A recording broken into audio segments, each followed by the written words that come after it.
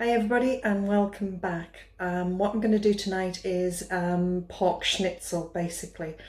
But what I'm going to do is just make it really easy, dead quick, no fussing around it. So this really is going to come from my 5-minute prep meals, if you like.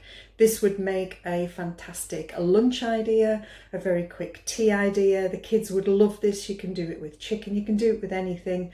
I'm keeping everything really easy and I'm going to cheat. There's a shock.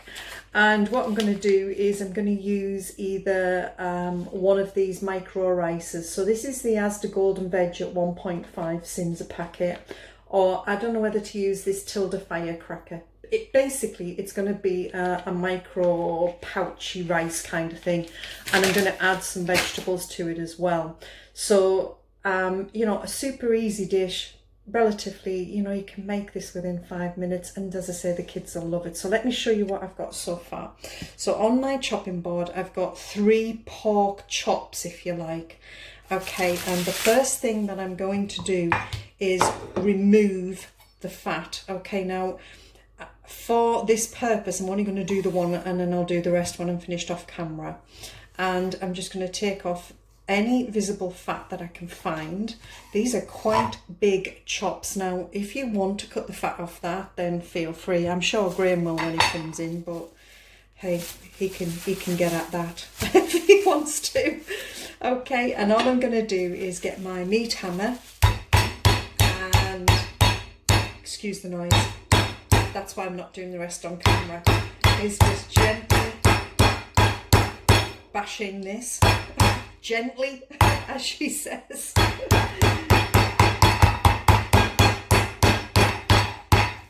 I want this to try and be as thin as possible, but not sort of like splattered all over the board. There we go.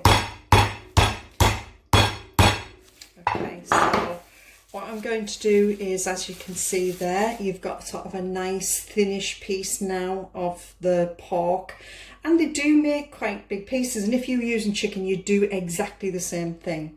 So let me just bosh this out of the way for the moment, and all I am going to do is I have got some panko breadcrumbs, and in my breadcrumbs I have sprinkled them with this spice and Thai chipotle rub. I just want to add a tiny little bit of zing to it. You can add whatever flavouring you want.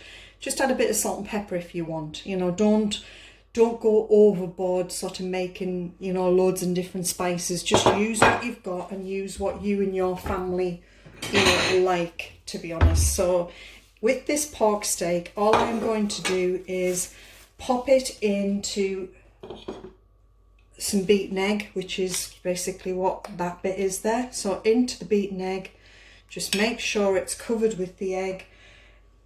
Get any surplus egg off, let it drip off, and then dip it into the panko breadcrumbs. Just get it nicely coated on there, just smoosh it around, get them all coated.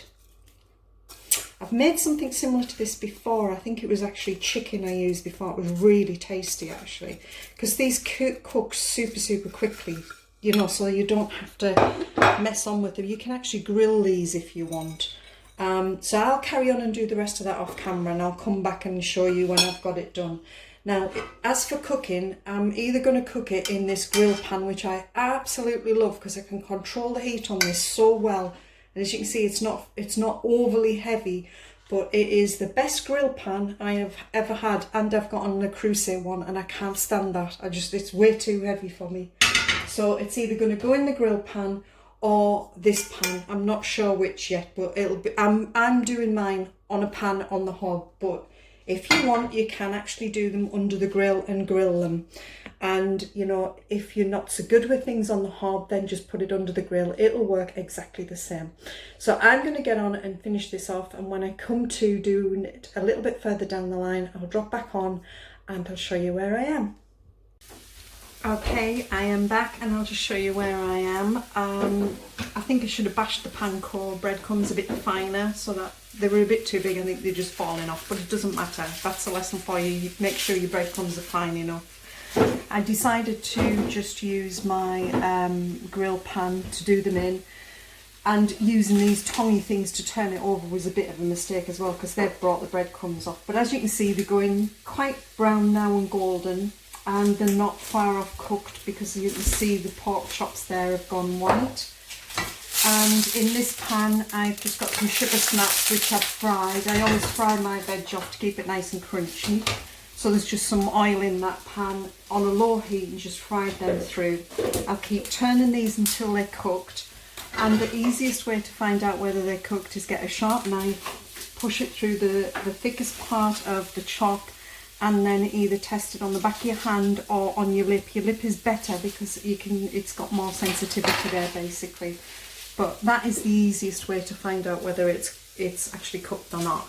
So I'm going to get on with these, and when I'm finished I'll put a picture at the end of this video when I've plated up and show you what it looks like.